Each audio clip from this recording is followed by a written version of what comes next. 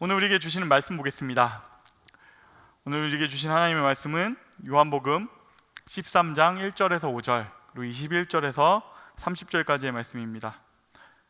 1절에서 5절 그리고 21절에서 30절 이 말씀을 저 한 절 여러분 한 절 그리고 30절은 우리 함께 읽도록 하겠습니다.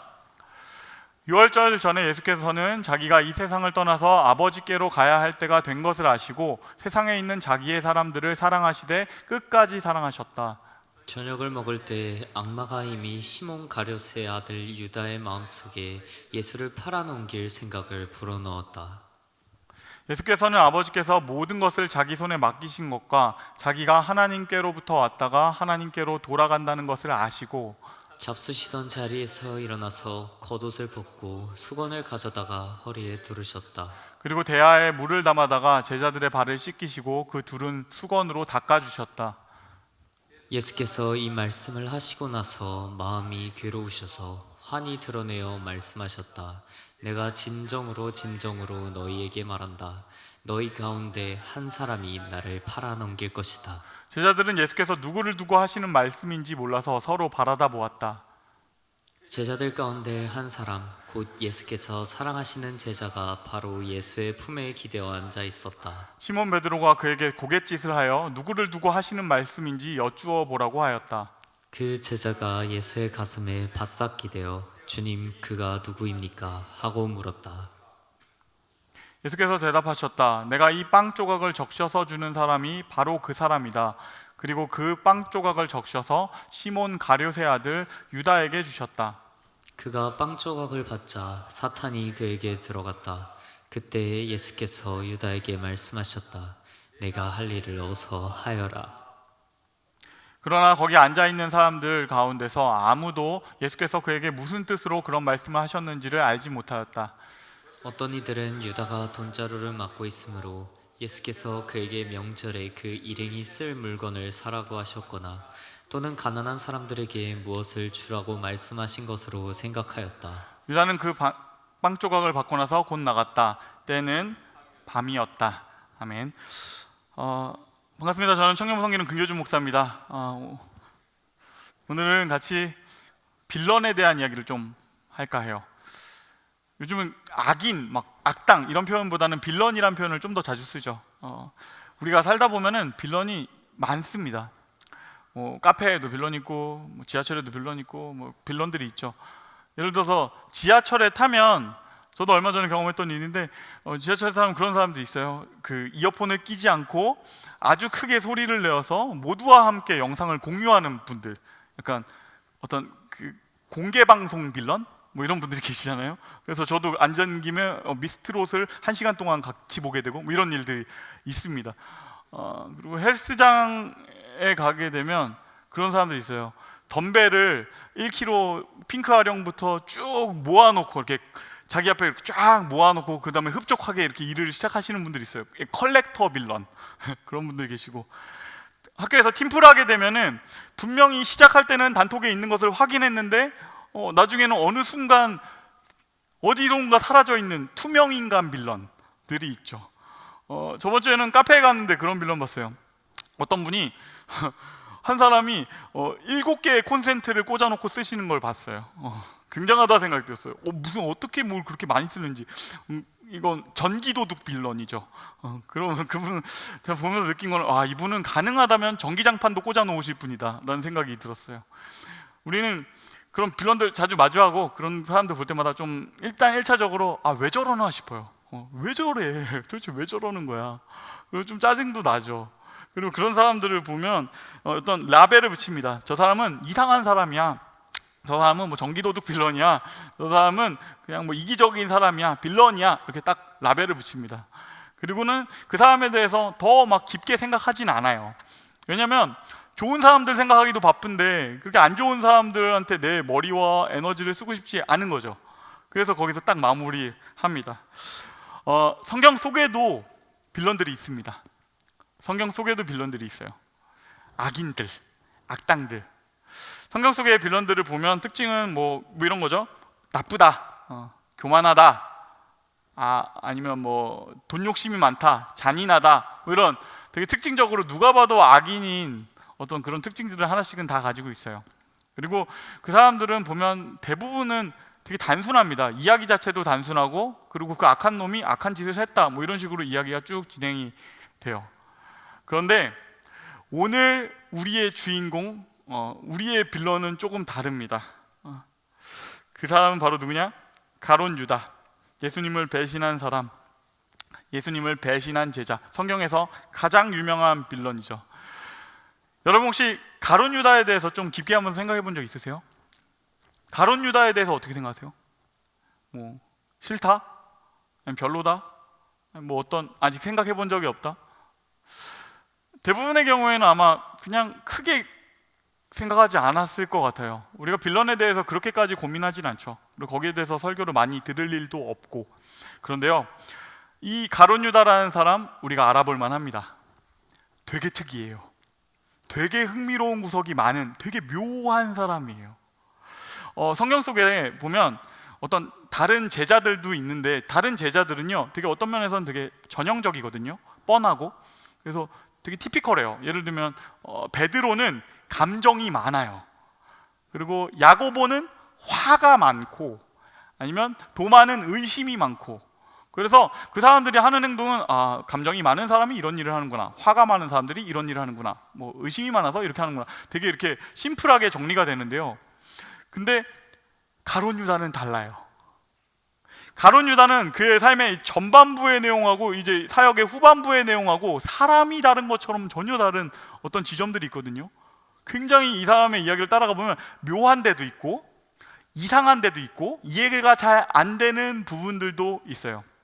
그래서 오늘 이 사람을 좀 따라가 보려고 해요. 왜냐면 우리도 사실은 그렇거든요. 굉장히 입체적인 인물.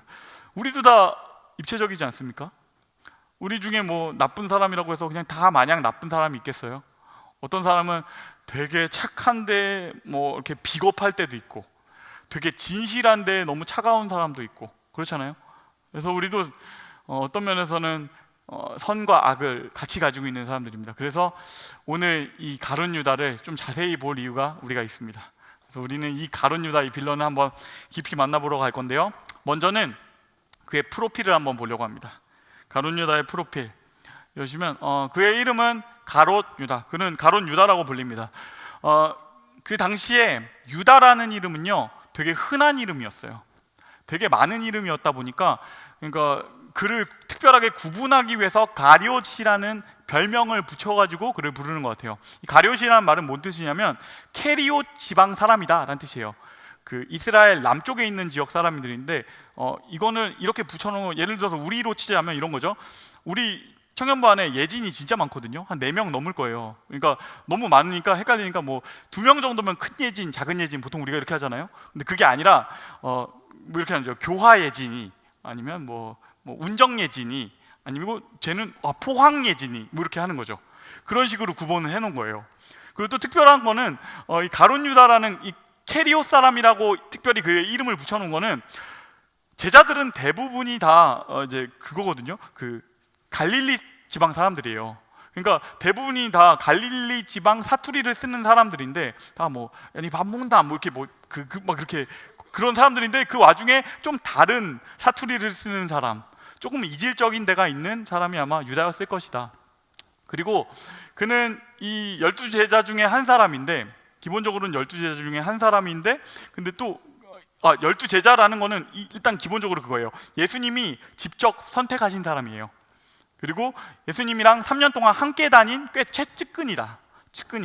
그런데 이 사람의 좀 독특한 거는 다른 제자들한테는 없는 특별한 직책이 있어요. 그건 뭐냐면 팀의 재정 담당자라는 직책을 가지고 있어요. 다른 제자들은 특별하게 이렇게 그런 롤이 없는 사람들 많이 있거든요. 그런데 그는 재정 담당자라는 직책이 있었다. 그리고 그를 빌런이 되게 만드는 사건이 있습니다. 그건 바로 배신이에요. 배신. 유다는 예수님의 적들하고 군인들을 이렇게 데리고 와가지고 예수를 넘겨주는 일을 합니다. 그리고 그 예수를 넘겨주는 때 그 대가로 은전 30개를 받으면서 넘겨줘요. 그리고 그의 죽음은 그 사건 이후에 마음의 가책을 먹고 찔림을 받아서 자기의 목을 메고서 자살하는, 그게 그의 마지막 이야기입니다. 여러분, 이 가룟 유다는 어떤 캐릭터였을까요? 가룟 유다는 어떤 사람이었을까? 지금 이 프로필만 보고 대충 이렇게 짐작을 한다면 그 사람에 대해서 야, 뭔가 되게 비열하고 악한 이중인격자, 좀 음험하고 좀 그런 사람들 있잖아요. 그런 캐릭터를 상상하게 됩니다. 근데 성경을 자세히 살펴보면요, 성경이 말하고 있고 그리고 있는 유다는 좀 전혀 다른 모습이에요. 오늘 이야기가 그래서 흥미로운데 본문 한번 볼게요. 13장에서 오늘 본문에서 지금 가룟 유다는 예수를 팔아넘길 계획을 다 세워놓고 이미 그 판을 다 깔아놨어요. 그래서 이제 실행만 하면 되는 상황이에요. 근데 그 순간에 예수님께서 이렇게 말씀하십니다. 21절 말씀인데요, 예수께서 이 말씀을 하시고 나서 마음이 괴로우셔서 환히 드러내어 말씀하셨다. 내가 진정으로 진정으로 너희에게 말한다. 너희 가운데 한 사람이 나를 팔아넘길 것이다. 제자들이 예수께서 누구를 두고 하시는 말씀인지 몰라서 서로 바라다 보았다. 예수께서 대답하셨다. 내가 이 빵 조각을 적셔서 주는 사람이 바로 그 사람이다. 그리고 그 빵 조각을 적셔서 시몬 가룟의 아들 유다에게 주셨다. 지금 예수님이 완전 노골적으로 지적하시죠. 딱 내가 안다. 유다, 네가 배신자다. 그리고 빵을 딱 적셔가지고 주세요. 그런데 요거 이어지는 장면이 되게 이상합니다. 그러고 나서 28절에 어떻게 되냐면, 그러나 거기 앉아있는 사람들 가운데서 아무도 예수께서 그에게 무슨 뜻으로 그런 말씀을 하시는지를 알지 못하였다. 저는요, 처음에 이 본문을 딱 마주했을 때 이 부분이 좀 이해가 안 갔습니다. 예수님이 지금 너무 노골적으로 정확하게 지적하고 계시는데 왜 못 알아듣지? 바본가? 왜 이 제자들이 이 지금 하시는 얘기를 이해를 못하지? 저는 이게 사실은 이해가 안 됐어요. 이게 무슨 뜻이지? 그런데 제가 사역을 하다 보니까 이 부분을 좀 이해하게 됐습니다. 그건 뭐냐면, 제가 가끔 그런 거 하게 되잖아요. 여름에 여름 해외 선교팀을 구성해가지고 그걸 담당해서 가게 되면요, 제가 제일 신경 써서 세우는 게 두 개가 있는데, 첫 번째로는 팀장을 세울 때 제일 신경을 쓰고요, 그 두 번째로 신경 쓰는 직책은 뭐냐면 회계예요. 회계를 세울 때 팀장 세울 때만큼이나 신경을 씁니다. 왜 그러냐면 이 돈 만지는 친구들이 마음 상할 일이 제일 많아요. 그리고 돈 만지는 친구들이 마음 상하게 할 일도 많아요. 그러니까 해외 선교팀 구성하고서 예를 들어서 그 안에서 팀을 막 나누잖아요. 너네는 뭐 벽화팀이야, 너희는 찬양팀이야, 너희는 뭐 태권도팀이야, 이렇게 해놓고 해서 얘네한테 예산을 나눠주고 이렇게 하는데, 그 과정에서 이 회계가 어느 정도 이렇게 이 정도가 적당하겠어를 해가지고 나눠줄 거 아닙니다. 근데 그러다 보면 마음 상하는 일이 생길 수가 있어요. 되게 쉽거든요. 그러다 보니까 회계를 어떤 친구를 세워야 되냐면 제일 착한 친구, 믿음직한 친구를 세워야 돼요. 그러면서도 모두하고 관계가 좋은 친구. 그러니까 막 되게 리더십 있어서 막 끌고 가는 그런 친구 아니더라도 좀 조용하고 하지만 뒤에서 성실하고 묵묵하게 일하는 사람, 그러면서도 모두하고 관계가 좋은 그런 친구들을 세우게 되거든요. 지금 가룟 유다가 딱 그런 사람인 거예요. 딱 그런 사람, 믿음직하고 착한 재정 담당 제자. 그는 제자 중에서 어쩌면은 제일 착하고 제일 믿음직한 사람이에요. 그러니까 지금 제자들이 이걸 이해를 못하는 겁니다. 우리로 치면 누가 있을까요? 모두가 알만한 사람 누가 있을까? 그래서 막 호연이, 그래, 양호연 딱 보고 저놈이 배신자다, 저놈이 바로 저놈이다, 죽일 놈이다, 뭐 이렇게 하면은 목사님 또 장난치나 보네? 오늘 또 실없는 소리 하시는데, 이렇게 받아들일 수 있지 않아요? 어떤 면에서 지금 그런 장면인 거예요. 제일 믿음직하고 제일 착한 그 사람을 예수님께서 배신자라고 딱 지목을 하시니까 제자들이 무슨 소리 하시는 거지 예수님? 장난치시는 건가? 뭐 일하라고 그러시는 건가? 이렇게 생각하시는 거예요. 그러니까 지금 주님이요, 이 장면을 그냥 그런 앞뒤 정황이랑 상황을 상상하지 못하고 보면 이해가 안 가는 장면일 수 있는데, 이 장면에서 주님이 이 가룟 유다를 사람들 앞에서 창피 주거나 꼽주고 아니면 낙인 찍어가지고 완전 이놈은 배신자다라고 딱 치워버리는 그런 장면이 아닌 거예요. 오히려 이 장면은요, 지금 가룟 유다한테 모두에게 공개적으로 하지만 그러나 그에게만 기회를 주고 계신 거예요. 유다야, 내가 안다. 네가 어떤 계획을 세우고 있는지 내가 안다. 돌아와라. 이 얘기를 지금 하고 계시는데 근데 아무도 다른 사람은 알지 못하는, 그에게는 그러나 너무나 분명하고 정확하게 딱 꽂히는 그 말. 그리고 이렇게 주님께서 말씀하시는 그 이유가 13장을 시작하는 본문에 나옵니다. 13장 1절, 제가 너무 사랑하는 말씀인데 우리 함께 한 목소리로 읽겠습니다. 유월절 전에 예수께서는 자기가 이 세상을 떠나서 아버지께로 가야 할 때가 된 것을 아시고 세상에 있는 자기의 사람들을 사랑하시되 끝까지 사랑하셨다. 아멘. 아멘. 자기 세상에 있는 자기 사람들을 사랑하시되 끝까지 사랑하셨다. 지금 주님이 이 장에서 유다를 진짜 사랑하고 계신 거예요. 그래서 기회를 주고 계신 거예요. 저였으면 그렇게 안 했을 것 같아요.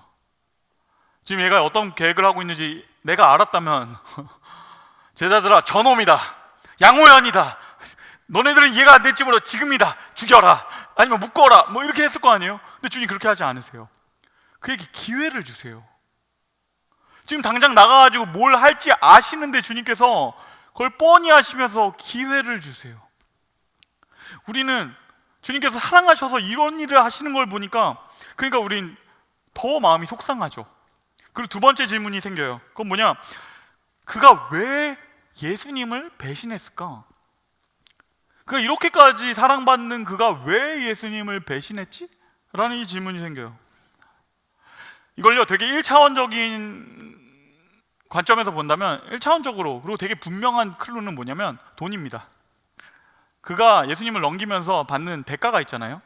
그러니까 이렇게 볼 수 있어요. 돈 욕심이 나서 그랬다. 재정 담당이었던 유다에게 사단이 마음 가운데 돈 욕심을 불어넣었고 그 욕심이 점점 커져서 결국은 예수님을 팔아 넘기는 데 이르렀다. 이렇게 볼 수 있겠죠. 이게 어쩌면 되게 고전적이고 전통적인 해석이고 굉장히 상당 부분 맞는 부분도 있어요. 그런데 그렇게 단순하게 볼 수 없다라고 말하는 신학자들도 있습니다. 이건 그렇게 단순한 사건 아니다. 그리고 그 사람들이 드는 근거 역시 뭐냐면 돈이에요. 은전 30개. 이유가 뭔지 아세요? 너무 적은 거예요. 이 은전 30개 너무 적다. 이거를 오늘날의 돈으로 환전해서 생각한다면 어느 정도의 돈이냐면요, 당시에 노동자가 한 4개월 정도 받을 수 있는 임금 정도로 볼 수 있습니다. 4개월 정도 일하면 받을 수 있는 임금. 그러니까 작게 본다면 우리로 치자면 한 500에서 크게 좀 한다면 한 1200만 원 정도, 그 사이 어간에 있는 그 돈일 수 있겠죠. 딱 그 얘기 듣고 나서 지금 나의 통장 계좌를 딱 떠올리고 큰 돈인데 라고 생각하실 수 있지만, 여러분 그가 지금 재정 담당했던 제자예요. 돈에 대해서 계산이 빠삭한 친구예요. 그런데 그렇다면은 이건 너무 작은 돈이에요. 그의 인생을 바꿀 만한 목돈이 아니라고요. 그리고 지금 예수님은 이 예루살렘 전체, 그리고 이스라엘 전체에서 가장 슈퍼스타, 가장 하입을 받고 있는 그분이에요. 근데 그분을 팔아넘기는데 받는 돈이 이 정도다? 애매하게 너무 적은 것이죠. 너무 적죠. 그리고 또 한 가지가 있어요. 이 돈이 뭘 담보해야 되냐면, 이 돈을 받아가지고 자기의 안전도 담보할 정도의 돈은 돼야 될 거 아닙니까? 왜냐하면 예수님하고 같이 다녔던 제자들이요, 그 12명을 넘어서 사실은 수백 명에 가까워요. 예수님 따라다녔던 사람들이 몇 개의 그룹이 있거든요. 그러니까 수백 명에 가까운데 이 사람들을 다 원수로 돌리는 일 아닙니까? 그리고 다 젊은이들이고 혈기왕성한 사람들이고, 근데 이 사람들한테 있어서 내가 원수가 됐는데 내가 안전하려면 800만 원? 1000만 원? 이건 별 의미가 없는 돈 아닙니까? 돈 때문이 아니라면 왜 그랬을까? 돈 때문이 아니면 대체 왜 그랬을까? 많은 현대 신학자들의 대답은 실망입니다. 예수님에 대해서 그가 실망했다라는 것이에요. 그가 기대했던 메시아가 아니었다. 가룟 유다가 기대했던 왕, 기대했던 영웅, 기대했던 혁명가, 그런 위대한 존재로서의 그림이 아니었다. 그래서 그는 실망했다, 이겁니다. 성경을 보면 이게 보이는데요, 지난 시간에 12장이 요한복음의 분기점이란 말씀을 드렸죠. 12장에 보면은 마리아가 예수님에게 그 발에 기름을 부어드리는 장면이 있어요. 향유를, 되게 귀한 비싼 향유를 부어드리는 장면이 나옵니다. 그때 예수님이 이렇게 말씀하세요. 7절 8절 말씀은 예수께서 말씀하셨다. 그대로 두어라. 그는 나의 장산날에 쓰려고 간직한 것을 쓴 것이다. 가난한 사람들은 언제나 너희와 함께 있지만 나는 언제나 너희와 함께 있는 것이 아니다.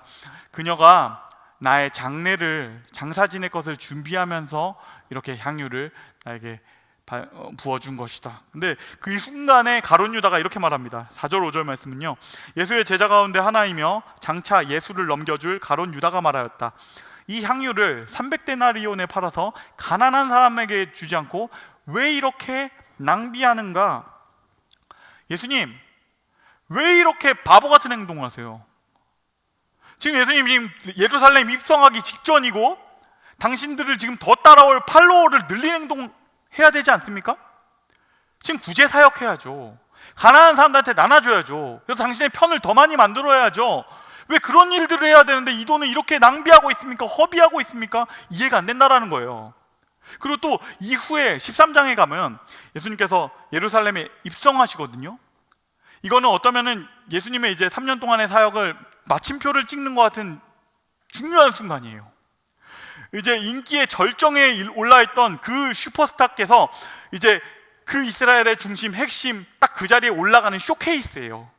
근데 그 순간에 그 모두에게 비춰지는 그 자리에 주님께서 뭘 타고 가시면 좋겠냐면 왕이 타고 들어갈 때 하는, 개선할 때 하는 백마, 그런 거 타고 들어가시면 좋겠는데 예수님이 나귀 새끼를 타세요. 그 순간을 보니까 가룟 유다는 속이 터지는 거죠. 이 바보 같은 일을 뭐 하는 거야? 지금이야말로 내가 어떤 존재인지, 나는 왕처럼 개선하는 장군이다라는 걸 보여줄 텐데 왜 뭘 하고 있는 거지? 왜 뭘 이런 바보 같은 짓을 하는 거지? 지금 다른 제자들은, 가룟 유다를 제외한 다른 제자들은 이 상황이 뭔지 정확히 이해 못하는 것 같아요. 그런데 가룟 유다는 이게 뭔지 정확히 알았습니다. 그건 뭐냐면 지금 예수는 왕이 될 수 없는 일들만 하고 있다. 지금 그는 왕이 될 수 없는 일들만 하고 있다. 예수는 정말로 지금 죽음을 향해 가고 있다. 이거 알았던 거죠. 다른 제자들은 모르지만 유다는 정확히 그걸 봤던 거죠. 다른 제자들은 보면 몰라요. 그래가지고 그 사람들은 무슨 얘기하는 줄 아세요? 예수님께서 계속해서 내가 죽을 것이다, 난 죽게 될 것이고 그리고 3일 뒤에 살아나고 부활할 것이다 얘기하시는데 그들은 그 무슨 말인지도 모르고 계속 하는 얘기는 뭐 이런 거예요. 뭐 헛소리예요. 주님, 나중에 왕 되시면 국무총리 자리는 저 주실 거죠? 나중에 오른편에 앉게 될 거는 저 맞죠? 주님, 2인자는 누구예요? 저 맞죠? 그리고 막 자기들끼리 싸웁니다. 야, 엄마, 내가 엄마 공로가 얼마나 되는데, 야, 내가 그래도 형인데요. 그래서 막 지들끼리 막 싸워요. 그런데 가룟 유다는 아는 겁니다. 지금 예수가 죽으러 간다. 지금 이 사람은 죽음을 향해서 가고 있다. 그리고서 이렇게 선택하는 겁니다. 예수를 팔아 넘기는 선택. 푼돈의 예수를 팔아 넘기는, 어쩌면 되게 모욕적인 선택. 예수를 손절하는 선택을 해요. 그 이유는 내가 원했던 메시아가 아닌 겁니다. 그가 그의 젊은 날을 바쳐가지고 기대했던 왕, 혁명가, 영웅, 지금 보니까 그를 따라다니까 굉장한 능력이 있어요. 그럴 만한 힘이 충분하게 있어요. 그럴 만한 카리스마, 그럴 만한 능력, 그럴 만한 기적 다 가진 너무 특별한 존재예요. 그래서 너무나 기대하면서 그를 따라왔어요. 근데 마지막에 그가 하려는 행동 보니까 바보같이 실패자로 끝날 일만 하고 있어요. 아니, 그냥 죽어 없어지려고 하고 있어요. 이 무슨 바보 같은 시야, 내가 기대한 예수자가 전혀 아니다라는 것이에요. 그리고 그냥 그가 그렇게 바보 같은 선택을 한다는 것으로 끝나는 게 아니라 나의 꿈과 나의 기대, 나의 커리어까지 다 망치려고 하는, 나는 당신을 푼돈에 팔겠다. 그러니까 예수를 버리는 선택, 예수를 손절하는 선택을 합니다. 여러분, 이게 가룟 유다만의 얘기일까요? 우리 교회 안에는 그런 사람 없을까요? 저는 우리 교회 안에 그런 사람들이 있다고 생각합니다. 내가 원하는 예수, 나의 필요를 채워주는 예수, 그 예수를 원하는 성도들이 있어요.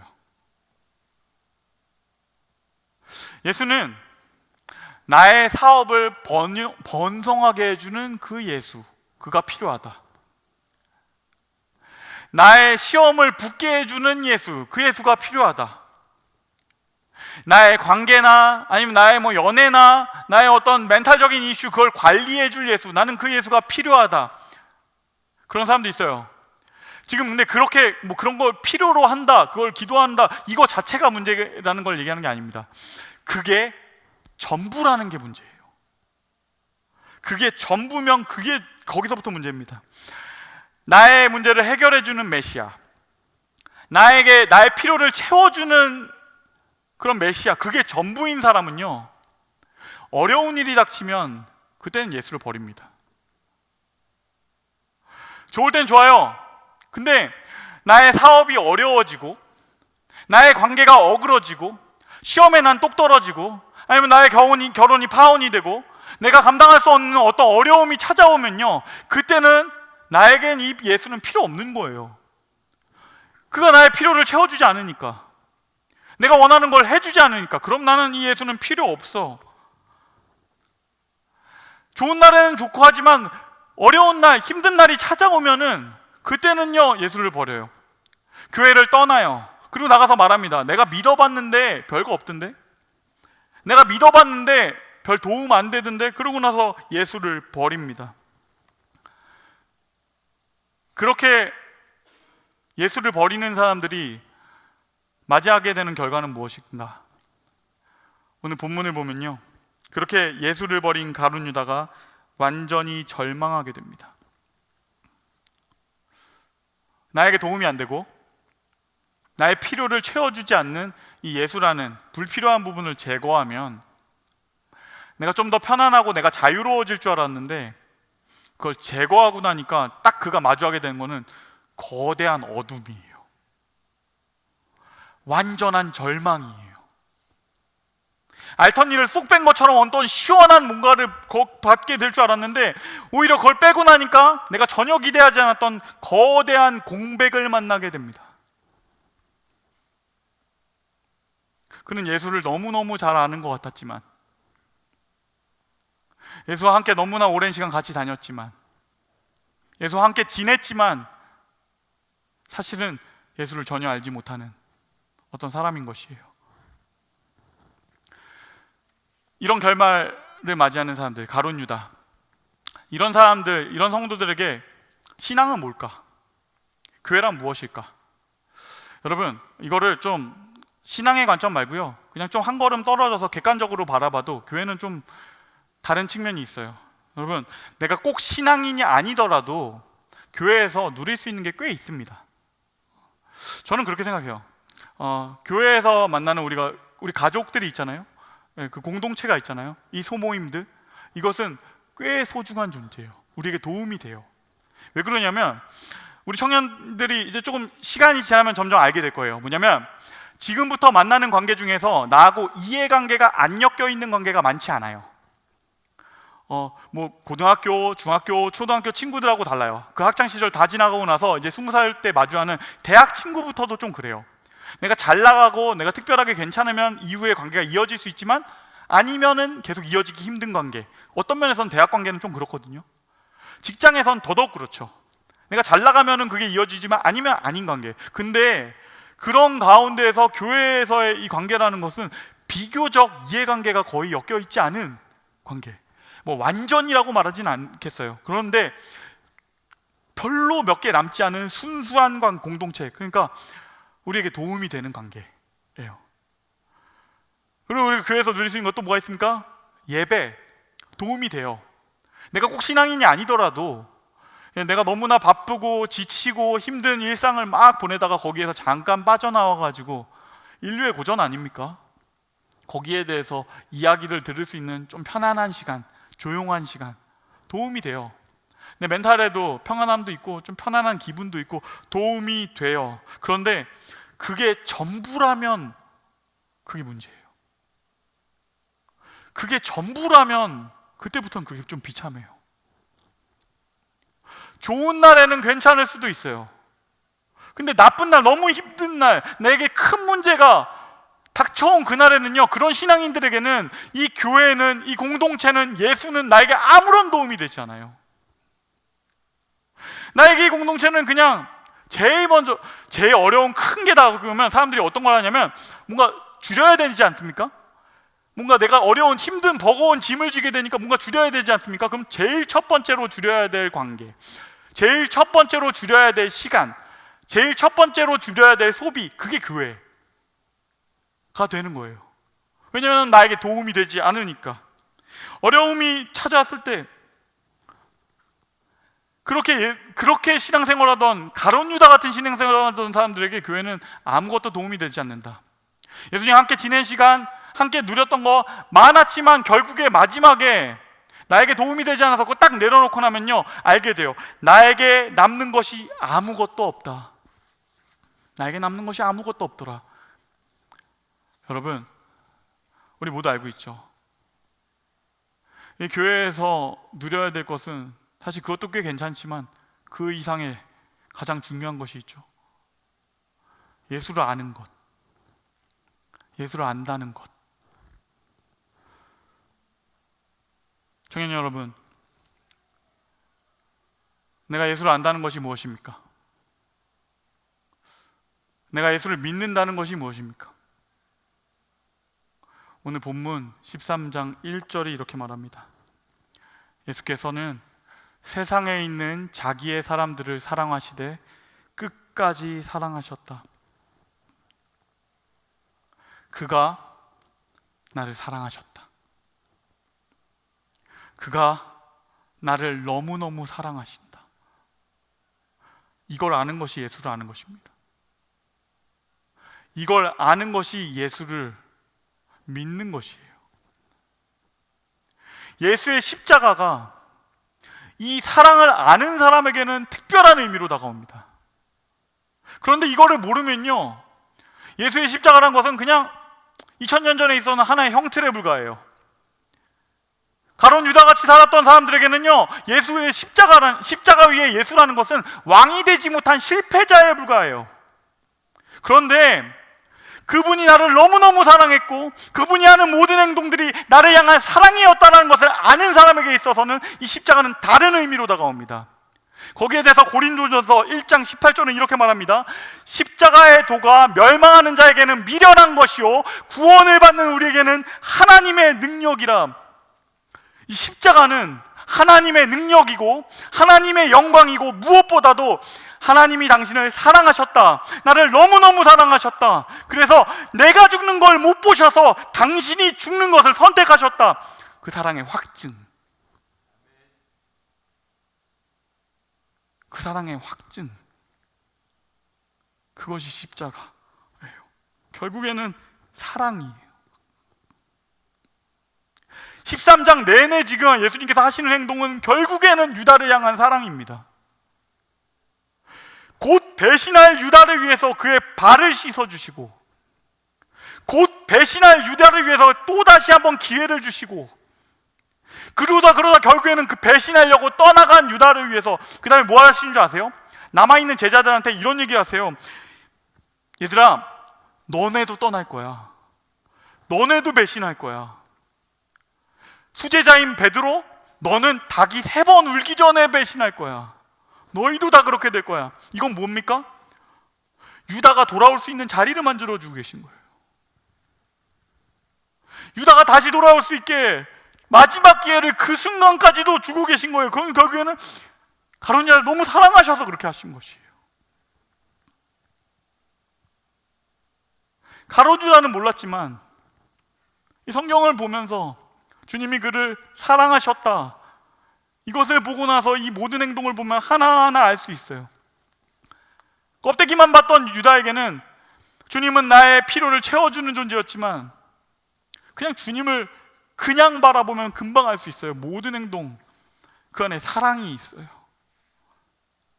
주님께서 그 가룟 유다, 그 빌런을 끝까지 사랑하셨다. 말씀 맺겠습니다. 오늘 우리는 가룟 유다의 이야기를 봤습니다. 이 가룟 유다라는 이 한 사람, 착하고 믿음직했던 이 제자가 다시 없을 빌런이 되게 한 거 하나는 뭐냐면, 그가 예수를 어떻게 알았느냐, 여기에 있습니다. 그는 예수를 어떻게 인식하고 있었느냐. 가룟 유다에게 있어서 예수는 나의 필요를 채워주는 예수였어요. 그러니까 나의 필요를 채워주는 예수가 아니라면 나는 그는 필요 없다.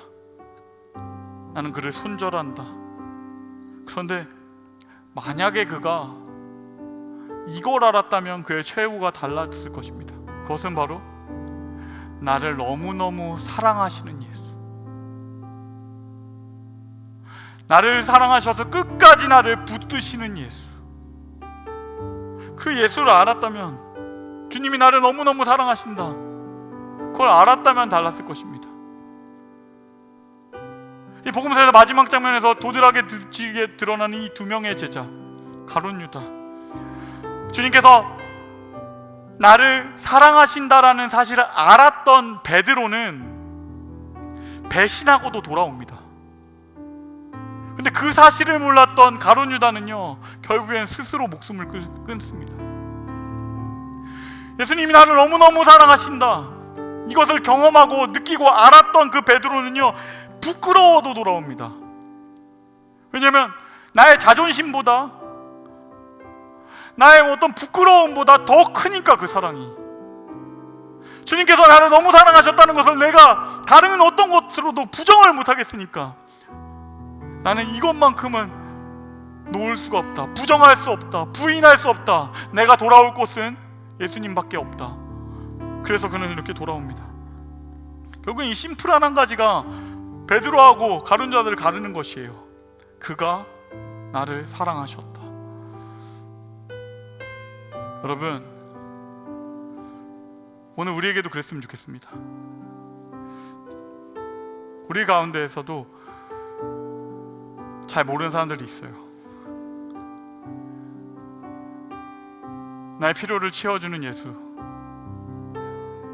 내가 예수를 아는 것처럼 있지만 사실은 알지 못하는 주님이 나를 사랑하셨다, 죽기까지 나를 사랑하셨다.